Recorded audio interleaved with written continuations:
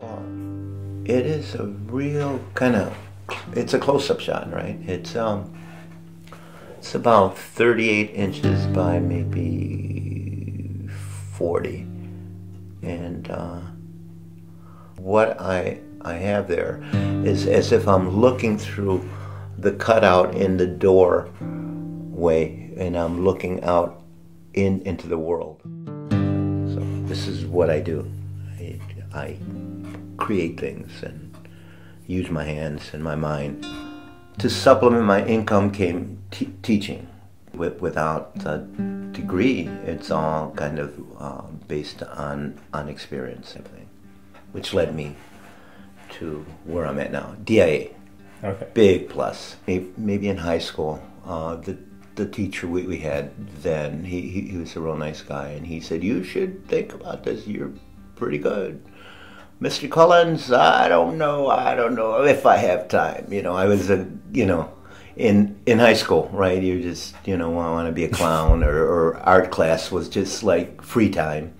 And so I kind of make the classes fun, which it should be. Art should be fun, I'm real in tune to, popular music and culture. This new thing, Gangnam Style. Yeah. Did you see that? Yeah. It's part of what art is. Art is reflection of who we are and our time and place in space and time. Kids from the inner city and after school. So they came by for 4 weeks.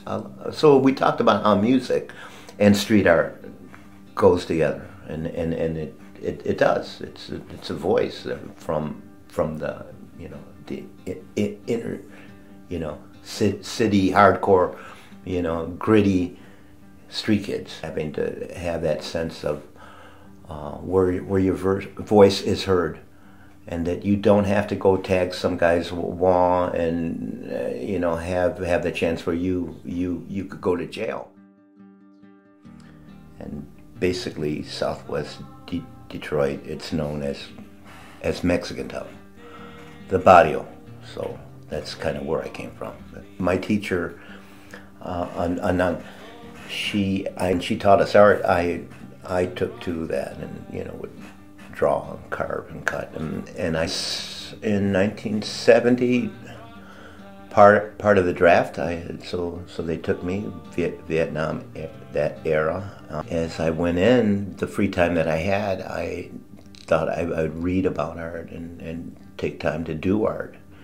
You absorb everything like a sponge. I think if you have a love for your work, the work becomes you, and you are your art. You're that force and the energy that you have to make your work comes out in that the presence that you live in and that you see, and that you're walking and you're talking to folks, you're meeting different people.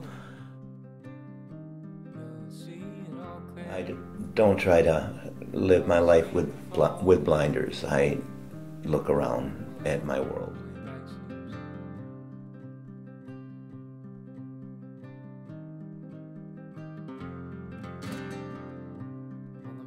I went a lot into abstract, kind of with that sexual kind of intensity.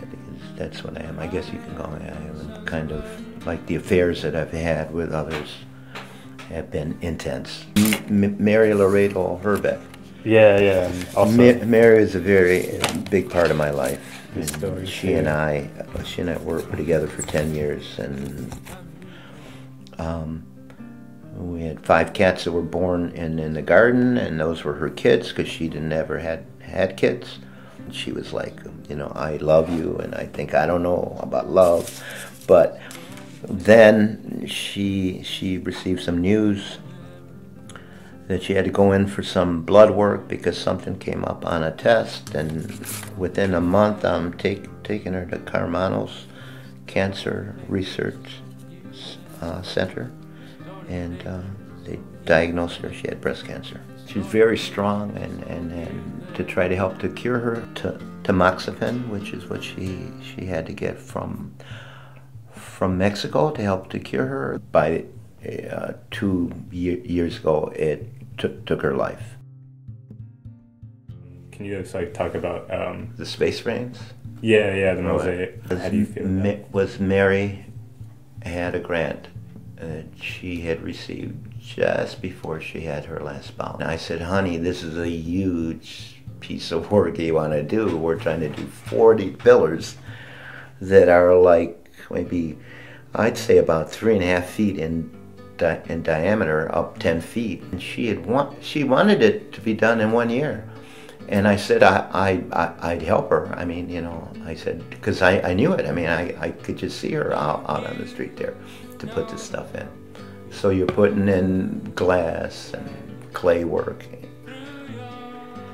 It's not easy to make work on the street. I mean, we're literally on the street right there, right? Each one of those represents an ethnic group that we thought is part of the community, you know, who live and work and shop in that part of town. It's ongoing, and it's been 2 years now. And within that time, you know, she's passed away, and then a helper that I had also that helped me on that was shot and killed just this past year. So the project has been a little marred with some tragedy. And I've been assaulted like twice out on that street. Well, where some nut comes up to me and starts getting in my face and yelling and screaming and saying that this is a piece of shit and who gives me the right to do this on the street and who pays you. It's not worth it. How could they pay you? You know, this is shit. But for the most part, the general public and the community loves it, and they'll honk their horn and they'll, hey, and or they'll stop by, and they'll maybe want to give us a bite to eat or a drink, and say this is great, you know, for the most part. But when the tough gets going, when the going gets tough, the tough gets going, right? you know. So I hang tough. You know, because that's gonna keep me alive. You know, getting up and then when you go to bed, you can have a sense of, you know, you had a day's work. You feel good. You sleep good, right? Yeah. Yeah, and then it's, you know, you move forward always. You have to. When you get up to my age, I mean, not that I'm 80, but starting to get there. 60. That's where I'm at. But I still get out and about, and, you know, anyhow.